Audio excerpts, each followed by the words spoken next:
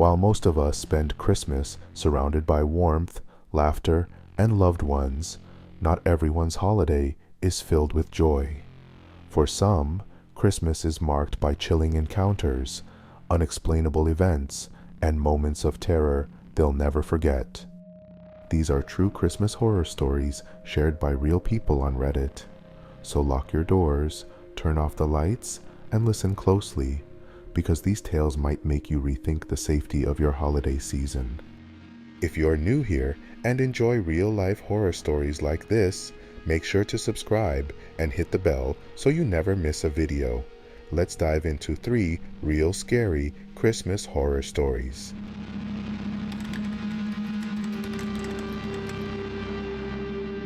It was Christmas Eve and I was home alone. My parents had gone to visit family out of town, leaving me to enjoy a peaceful night in. The house was cozy, the soft glow of the Christmas tree casting long shadows across the living room. Outside, snow fell steadily, blanketing the world in silence. I was curled up on the couch with a blanket, watching a movie. Everything felt serene until I heard it. A faint tapping sound coming from the front window.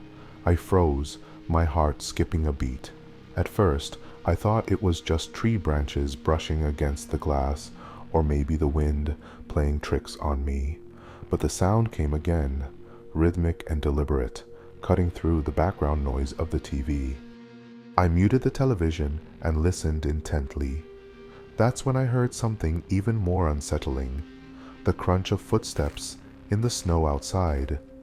Slowly, I crept toward the window, staying low and out of sight. Peeking through the curtain, my blood ran cold. A man was standing just outside, staring into the house.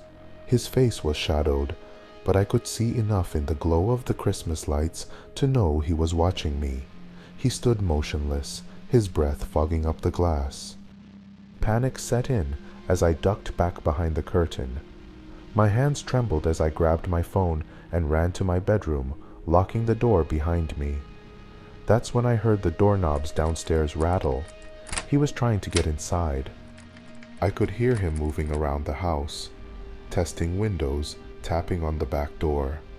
At one point, I thought I heard the faint sound of a window sliding open. I called 911, my voice barely steady, as I whispered to the operator what was happening. Minutes felt like hours, but finally, the red and blue glow of police lights filled the driveway. I heard officers calling out as they entered the house. By the time they searched the area, the man was gone. Outside, the snow told the story he left behind. Footprints circled the house several times, leading up to every door and window. One window in particular was cracked open, as if he had just started to pry it loose. The police never caught him. To this day, I can still picture his shadowy figure standing in the snow, watching me. On Christmas Eve, a night I thought would be safe and quiet, I realized just how vulnerable I really was. Imagine celebrating Christmas, thinking you're secure in your own home, only to realize someone is out there watching you, waiting for their chance to get inside.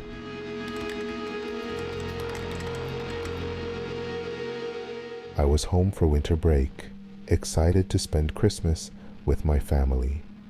The house felt peaceful that night, bathed in the soft glow of the Christmas tree. Its lights reflected off the neatly wrapped presents beneath it, creating a cozy atmosphere.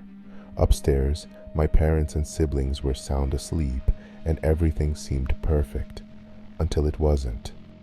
Sometime after midnight, I woke up to a faint jingling sound. At first, I brushed it off, assuming one of my siblings was sneaking downstairs to check out the gifts early. But the noise didn't stop. It changed, soft, muffled movements, the subtle creak of footsteps. That's when I realized something wasn't right. I grabbed the baseball bat I kept in my closet and quietly made my way downstairs. The air felt heavy, and the only sound was the occasional crackle of the fireplace. As I reached the bottom step, I froze. There, in the dim glow of the Christmas tree, was a shadowy figure crouched by the presents. They were frantically tearing through the neatly wrapped gifts like they were searching for something. For a split second, I tried to convince myself it was my dad, or maybe a neighbor who'd come over for some odd reason, but the way this person moved, hurried, panicked, almost animalistic, made it clear they didn't belong there. Then the floor creaked under my weight, the figure spun around, and for a split second, our eyes locked. Without hesitation, they bolted, darting through the kitchen and out the back door. The icy air rushed in as the door slammed behind them. When the police arrived, they couldn't find any signs of forced entry. That only made things more confusing. How had they gotten in? The answer came when the officers checked the attic. I still get chills remembering what they found up there. A makeshift bed, wrappers from stolen food, and an empty water bottle. Someone had been living in our attic. For how long? Days? Weeks? I'll never know. But the worst part was the note. Among the mess, they found a crumpled piece of paper with jagged handwriting. It said, "Merry Christmas, I'll see you soon." We never found out who the intruder was. We changed the locks, installed cameras, and tried to move on, but the thought of someone living above us, watching us while we slept, that's something I'll never fully shake. It's terrifying to think someone could break into your home, but to learn they've been there all along, unnoticed, that's a whole new kind of nightmare.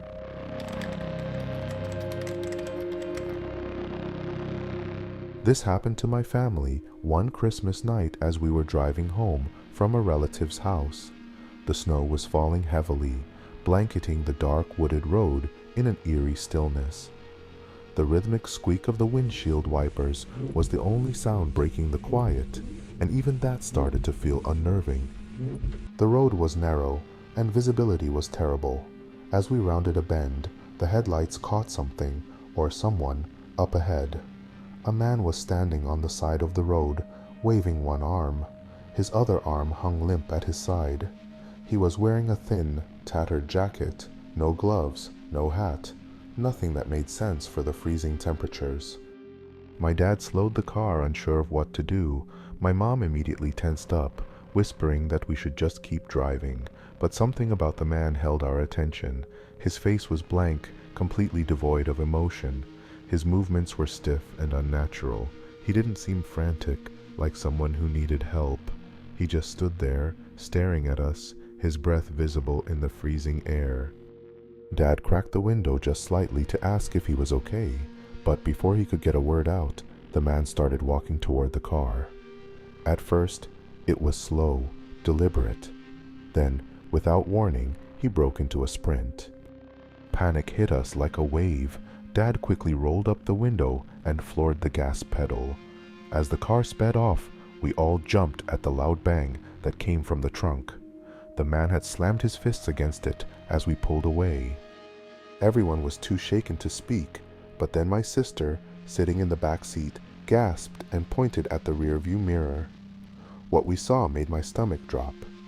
Several figures were stepping out of the woods, emerging onto the road. At first, they were just dark shapes in the shadows, but as the headlights faded behind us, we could see their movements. They weren't frantic or hurried.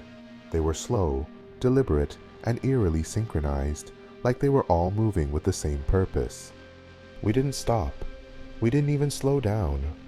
My dad drove in tense silence all the way home, and as soon as we got there, we locked every door and window. None of us slept much that night. The next morning, we reported the incident to the police. They searched the area but found nothing. No stranded motorists, no signs of activity, nothing. The fresh snowfall had erased any footprints or evidence. To this day, I can't explain what we saw. I don't know if it was just some stranded group of travelers playing a cruel prank or something far more sinister. But I'll never forget the way those figures stared at us, as if they knew us. I haven't driven that road at night since, and I don't think I ever will. The holiday season is supposed to be a time of joy, but These stories prove that darkness can creep in when you least expect it. Stay safe out there, and if you enjoyed this video, don't forget to like, subscribe, and hit the bell for more true scary stories. Thanks for watching, and I'll see you in the next one.